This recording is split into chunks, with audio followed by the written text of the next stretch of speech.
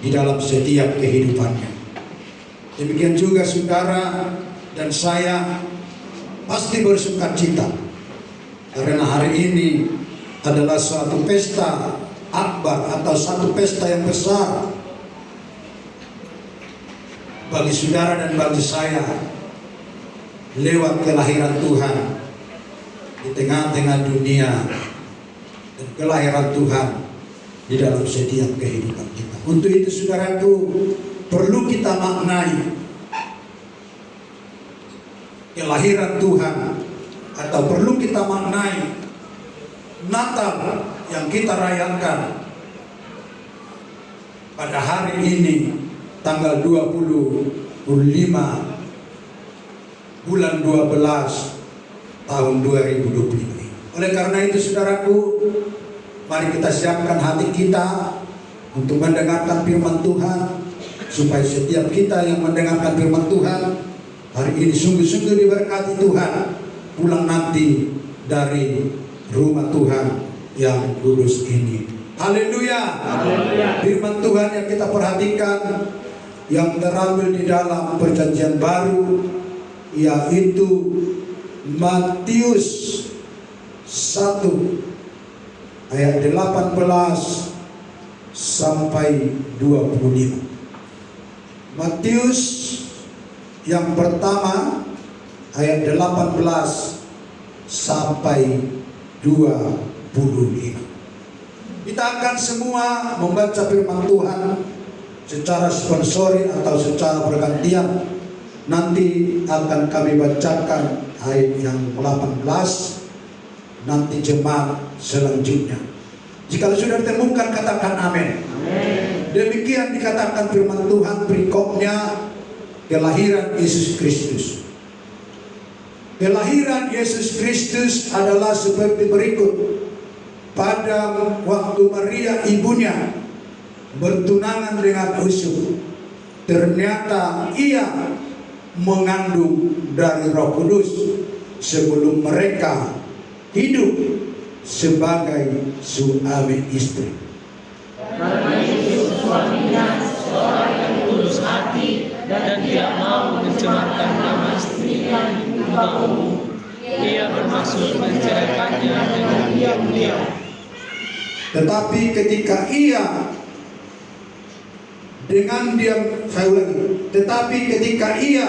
mempertimbangkan maksud itu, malaikat Tuhan nampak kepadanya dalam mimpi dan berkata, Yusuf, anak Daud, janganlah engkau takut mengambil Maria sebagai istrimu, sebab anak yang di dalam kandungannya adalah dari Roh Kudus. Ia akan melahirkan anak laki-laki, dan engkau akan menamakan dia Yesus, karena dia yang akan menyelamatkan umatnya dari dosa mereka. Sesungguhnya, saya ulangi ayat 22 ya. Hal itu terjadi supaya genaplah difirmankan Tuhan oleh nabi. Sesungguhnya anak dari ibu akan mengandung dan melahirkan seorang anak laki-laki, dan mereka akan menamakan dia Immanuel, yang berarti Allah menyertai kita.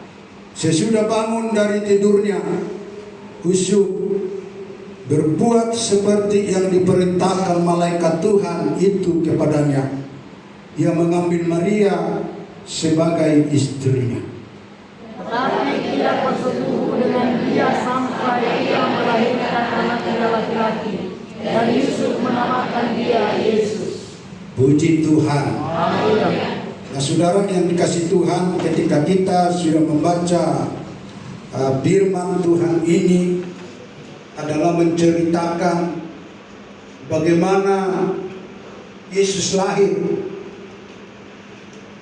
bagaimana peristiwa Yesus lahir.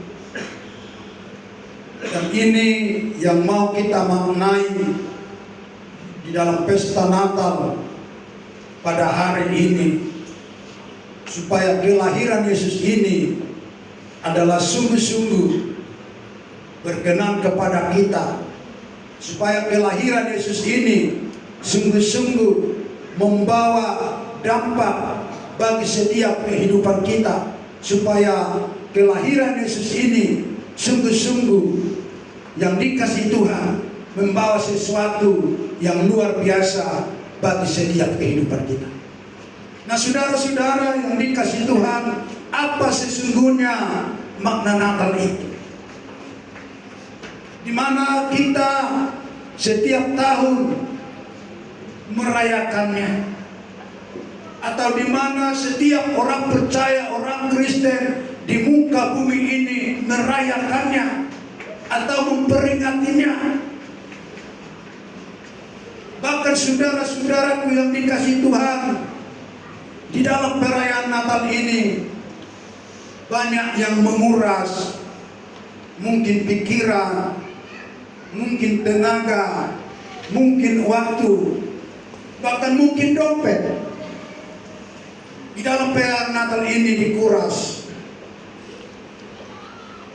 Nah, oleh karena itu saudara-saudara yang dikasih Tuhan, bagaimana kita memaknai Natal ini? Maka oleh karena itu saudara yang dikasih Tuhan, perlu kita maknai ini sesuai dan setulus kehendak Tuhan dalam setiap hidup kita.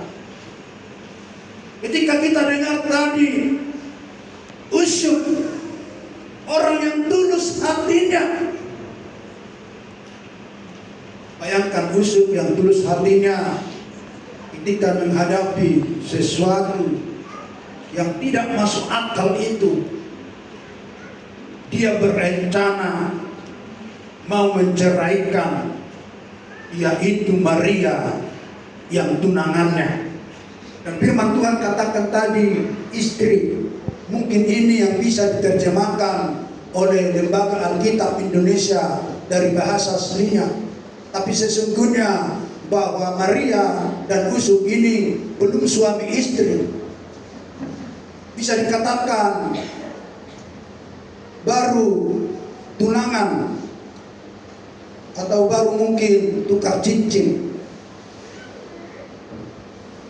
Dan firman Tuhan menceritakan bahwa mereka belum pernah menjadi suami istri, saudara-saudara yang dikasihi Tuhan. Nah, hari ini saudara-saudaraku, lewat perayaan Natal ini atau pesta Natal ini, paling tidak ada 3 makna kita maknai dari teks firman Tuhan ini, saudara-saudaraku yang dikasih Tuhan. Yang pertama mau kita perhatikan bahwa makna Natal ini bagi kita hari ini adalah membawa persatuan. Ini makna yang pertama, membawa persatuan bagi umat Tuhan, membawa persatuan bagi gereja-gereja, membawa persatuan bagi orang-orang percaya, membawa persatuan bagi saudara dan bagi saya. Sesungguhnya saudara-saudaraku yang dikasihi oleh Tuhan, bahwa manusia itu sudah tidak layak lagi, atau tidak ada harapan lagi mau dipersatukan dengan Allah. Oleh karena dosa-dosa, pelanggaran, kekotoran-kekotoran manusia, sehingga lewat itu tentu sekali harus ada inisiasi daripada Allah, harus ada jalan keluar daripada Allah untuk dapat mempersatukan manusia yang sudah sangat hina, yang sudah sangat kotor itu, dipulihkan kembali, direkonsiliasi kembali saudaraku, menjadi anak-anak Tuhan yang telah ditebus, yang mau diselamatkan dan mau dikuduskan. Dan lewat itulah saudaraku, maka Yesus lahir ke tengah dunia, maka Yesus datang ke tengah-tengah dunia. Maksud tujuannya supaya saudara dan saya, manusia yang sudah berdosa itu, dapat kembali rujuk, dapat kembali dipersatukan dengan Tuhan Sang Pencipta manusia itu, saudara-saudaraku yang dikasih Tuhan. Jadi Bapak Ibu Saudaraku, jika kita lihat tadi ayat firman Tuhan ini dari mulai ayat 18, 19, 20 diceritakan di sini, saudara-saudaraku, kelahiran Yesus itu adalah seperti berikut. Pada waktu itu dikatakan bahwa ibunya bertunangan dengan Yusuf. Artinya bahwa Maria bertunangan dengan Yusuf. Ternyata ketika mereka masih bertunangan, Maria sudah mengandung. Dengan kata lain, di luar daripada nalar pengetahuan oleh manusia. Bagaimana mungkin seorang mengandung tanpa ada suami? Bagaimana mungkin seorang mengandung tanpa benih dari seorang laki-laki? Sehingga lewat itu, saudaraku, hati Yusuf bertanya-tanya. Hati Yusuf seakan-akan bimbang. Bisa-bisa jadi dia berkata, oh tak jelas ini tunangan saya ini. Siapa kira-kira laki-laki yang menggauli ini? Mungkin itu bertanya dalam pikiran oleh Yusuf. Maka dalam ayat berikutnya dikatakan karena Yusuf suaminya atau tunangannya itu seorang yang tulus hati dan tidak mau mencemarkan nama istrinya di muka umum, ia bermaksud menceraikannya dengan diam-diam. Yusuf ini tulus hati, tidak banyak neko-neko, tidak ada motivasi-motivasi yang jahat. Dengan kata orang Batak, si Yusufon udah burju-burju dong, dan gudang iliknya. Haleluya. Haleluya. Saya kira pun demikian kita di sini, terkhususnya laki-laki, tidak banyak ilik. Haleluya. Apa itu? Kalau bahasa Batak itu adalah banyak yang tidak baik. Tapi Yusuf dijelaskan dalam firman Tuhan ini, dia sungguh-sungguh 100% mengasihi dan mencintai Maria yang menjadi tunangannya. Tetapi saudara-saudaraku yang dikasih Tuhan, setulus apapun manusia itu, ketika ada terjadi masalah itu, mungkin manusia itu akan bisa goyah, akan bisa terhasut, akan bisa terbawa arus oleh kuasa-kuasa yang membawa dia atau membuat dia seakan-akan tak berdaya, saudara-saudaraku yang dikasih Tuhan. Nah, saudara-saudara yang dikasih Tuhan, itulah kuasa-kuasa kegelapan, kuasa-kuasa iblis, kuasa-kuasa setan yang bisa membuat kehidupan seseorang itu dengan waktu yang sangat singkat bisa berubah dengan 360 derajat. Ketika ada pertanyaan, apakah Tuhan menciptakan iblis atau setan? Sesungguhnya Tuhan tidak pernah menciptakan setan atau iblis. Yang diciptakan Tuhan adalah malaikat. Dan setelah malaikat itu jatuh, dan kejahatan-kejahatan itu, itulah yang disebut setan, itulah yang disebut iblis, itulah yang disebut pendakwa, itulah yang disebut bapa orang-orang pendusta. Nah, saudara-saudara yang dikasih Tuhan, yang membuat pikiran oleh Yusuf itu adalah kejahatan-kejahatan yang bisa mencoba pikiran dia itu menjadi ragu-ragu, menjadi bimbang untuk mengambil Maria menjadi istrinya yang tadinya sudah menjadi tunangannya, saudara. Nah, saudara-saudara yang dikasih Tuhan, dalam ayat yang 20 dikatakan, tetapi ketika ia mempertimbangkan maksud itu, malaikat Tuhan nampak kepadanya dalam mimpi dan berkata, "Usuk, anak Daud, janganlah engkau takut mengambil Maria sebagai istrimu, sebab anak yang di dalam kandungannya adalah dari Roh Kudus." Kita lompat ayat 24. Sesudah bangun dari tidurnya, Usuk pun berbuat seperti yang diperintahkan malaikat Tuhan itu kepadanya. Ia mengambil Maria sebagai istri. Nah, saudara yang dikasih Tuhan, ketika kita perhatikan alur cerita firman Tuhan ini, yang tadinya Usuk tidak lagi menyukai Maria, yang tadinya Usuk, saudaraku, berencana dengan diam-diam menceraikan Maria. Tapi setelah dia bermimpi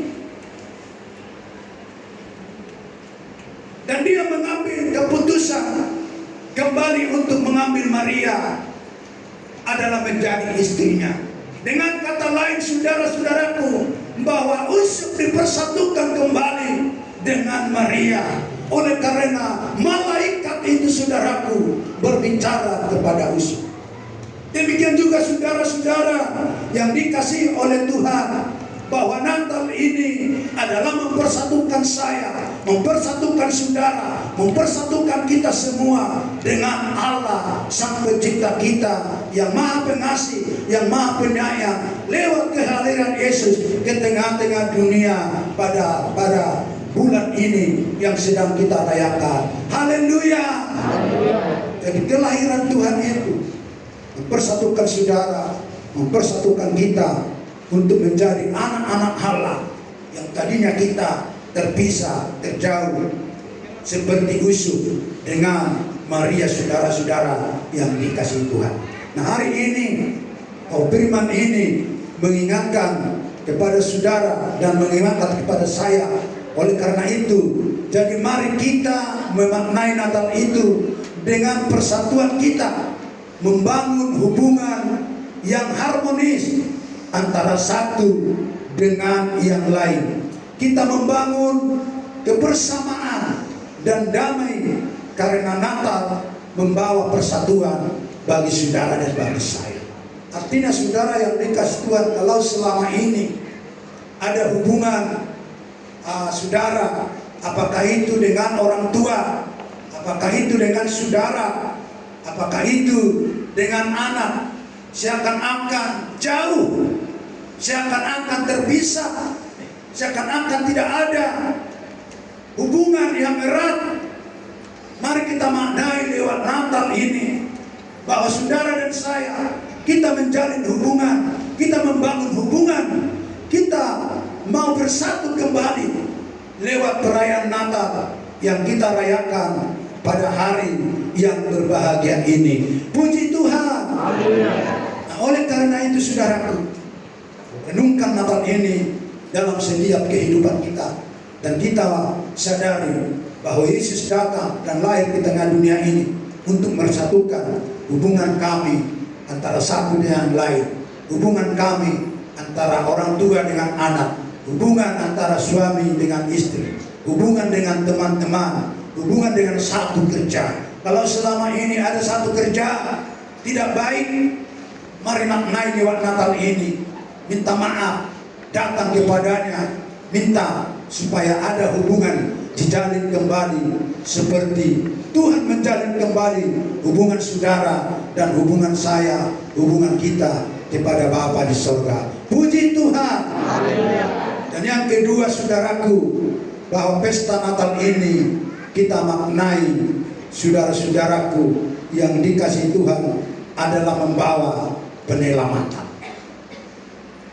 Membawa penyelamatan bagi kita semua, membawa penyelamatan bagi orang-orang yang menderita, membawa penyelamatan bagi orang-orang yang sedang terluka, membawa penyelamatan bagi orang-orang yang patah hati, membawa penyelamatan bagi orang-orang yang sedang sakit keras, dan membawa penyelamatan bagi setiap orang yang sedang berduka, saudara-saudaraku yang dikasihi Tuhan. Ayat 21 dikatakan, sesungguhnya anak darah itu akan mengandung dan melahirkan seorang anak laki-laki, dan mereka akan menamakan dia Immanuel, yang berarti Allah menyertai kita, saudara-saudara.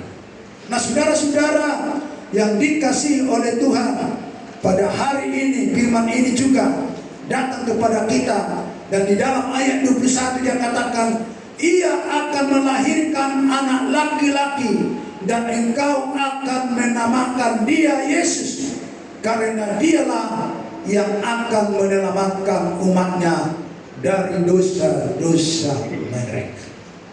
Dari Natal ini kita maknai adalah membawa penyelamatan bagi saudara dan bagi saya, bahwa makna Natal ini, saudara-saudaraku, adalah menyelamatkan orang-orang berdosa. Bahwa Natal ini kita maknai menyelamatkan orang-orang durhaka. Nah, oleh karena itu, kalau makna Natal ini adalah membawa keselamatan, sebab dikatakan tadi, kamu harus memberi nama dia Yesus. Kata Yesus ini di sini, saudaraku, adalah kata Yesus. Yesus itu hampir sama dengan Joshua, yang artinya Allah adalah keselamatan. Allah adalah keselamatan. Jadi Yesus datang adalah menyelamatkan saya, menyelamatkan kita. Bahwa Yesus itu adalah penyelamat. Bahwa Yesus itu adalah juru mudi, maka dia adalah penyelamat pemudi.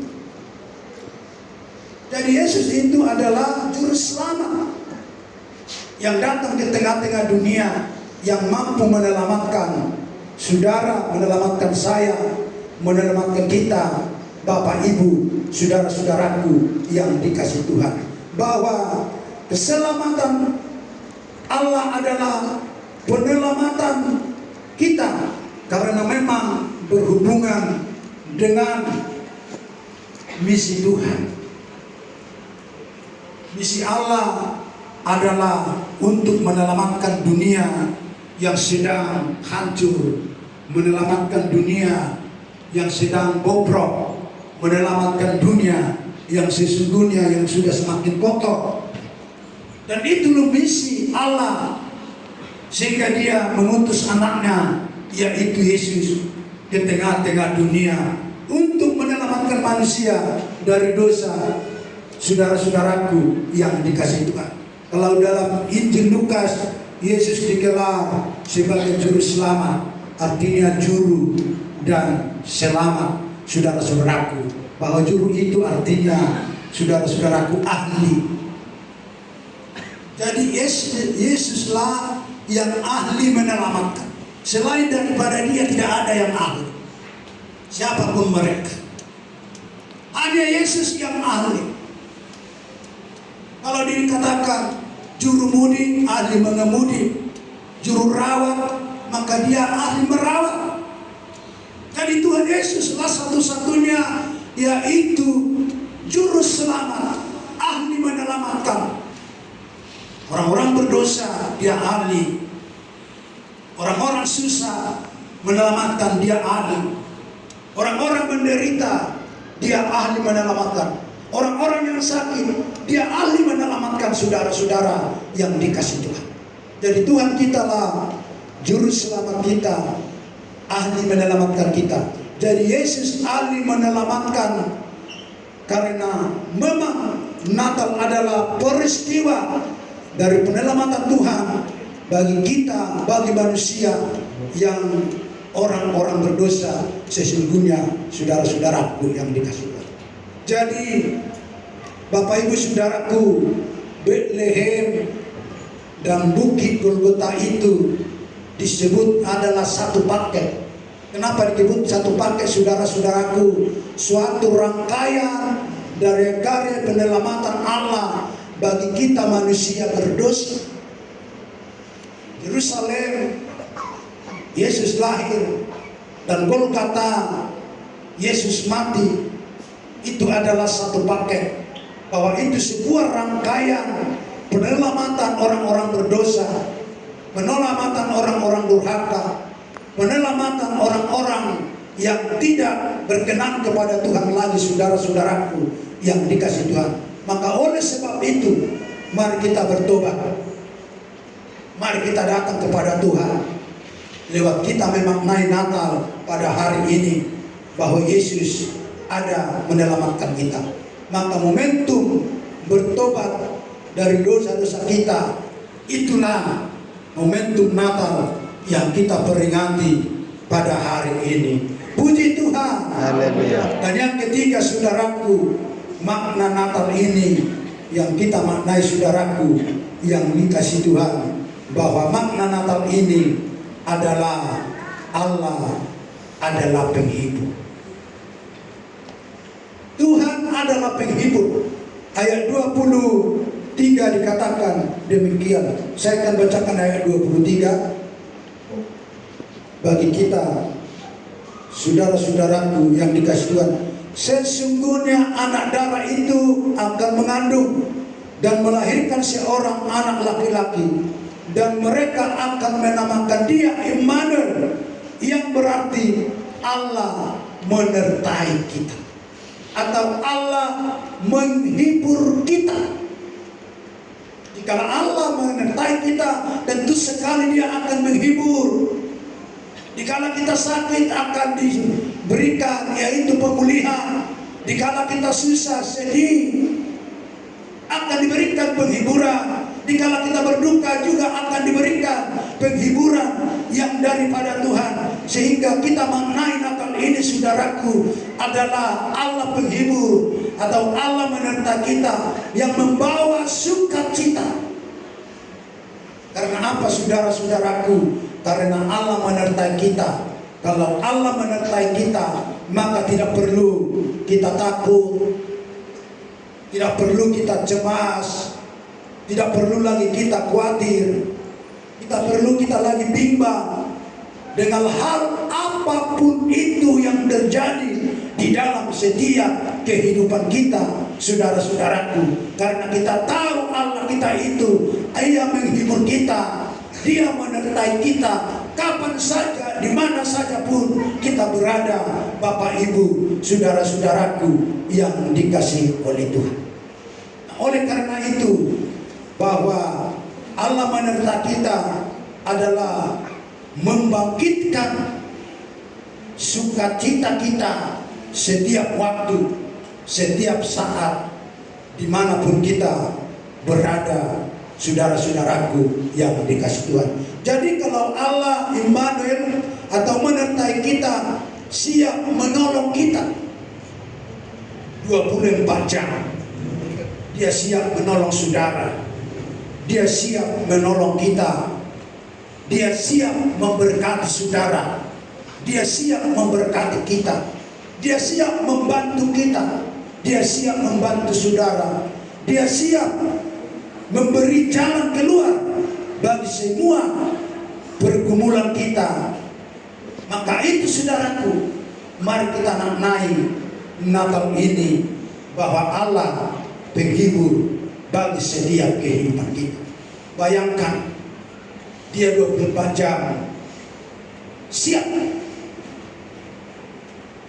untuk menghibur kita, siap untuk menolong kita, siap peduli bagi kita. Yang menjadi pertanyaan, mungkin saudara dan saya yang tidak siap untuk menerima pertolongan daripada Tuhan, untuk menerima penghiburan daripada Tuhan, untuk menerima bantuan daripada Tuhan, untuk menerima yaitu saudara-saudaraku penyertaan daripada. Oleh karena itu di dalam Natal ini mari kita bertobat dan kita maknai, kita mau siap ditolong Tuhan, dihibur Tuhan, dinasihati Tuhan, dilindungi Tuhan di dalam setiap kehidupan kita, apapun yang kita alami dalam setiap hidup kita, saudara-saudaraku, bahwa penghiburan Tuhan itu sungguh ajaib, sungguh luar biasa. Pertolongan Tuhan itu sungguh ajaib, luar biasa. Karena Allah yang Maha Kuasa itu adalah Immanuel. Kalau Allah yang Maha Kuasa itu ada menyertai kita, jadi kita tidak perlu lagi putus asa di tengah-tengah dunia yang penuh cobaan, yang penuh godaan, yang penuh tantangan, yang penuh masalah ini, saudara-saudara. Tapi kita mau gantikan putus asa itu menjadi sukacita yang besar, karena Yesus adalah penghibur saudara dan penghibur saya. Puji Tuhan. Haleluya. Itu saudara-saudaraku yang dikasihi oleh Tuhan. Mari kita penuh dengan sukacita setiap saat, setiap waktu, daripada kita mendalamkan kekecewaan di tengah-tengah setiap kehidupan kita. Sebab kekecewaan itu tidak selamanya itu ada, tapi kekecewaan itu ada waktunya berakhir dalam setiap hidup kita. Asalkan kita tahu bahwa Yesus ada, saudaraku. Yang pertama tadi, saudaraku, adalah mempersatukan kita. Dan yang kedua, saudaraku, adalah membawa penyelamatan. Dan yang ketiga, saudaraku, bahwa Yesus lahir adalah menghibur atau menyertai saudara setiap saat dan setiap waktu. Belajarlah bertobat, belajarlah senantiasa bersukacita, sehingga kita, saudaraku, menjadi umat-umat yang luar biasa mulai hari ini sampai Yesus datang kali kedua ke tengah dunia ini. Terpuji Tuhan, termulia Tuhan. Hari ini kekal untuk selamanya. Biarlah kita nanti pulang di dalam suasana Natal ini diberkati Tuhan, keluarga lepas keluarga, pribadi lepas pribadi, dimanapun keluarga kita ada, di Pulau Batam, di luar Pulau Batam, di mana saja pun kita percaya bahwa mereka sudah dipersatukan, bahwa mereka, saudaraku yang dikasih Tuhan, sudah diselamatkan, bahwa mereka, saudaraku, sudah dihibur oleh Tuhan pada hari ini. Walaupun mungkin di bulan-bulan ini, tahun-tahun terakhir ini, mereka sedang berduka, sedang putus asa. Percayalah, lewat Natal ini mereka sudah dihibur dan disertai oleh Tuhan. Puji Tuhan.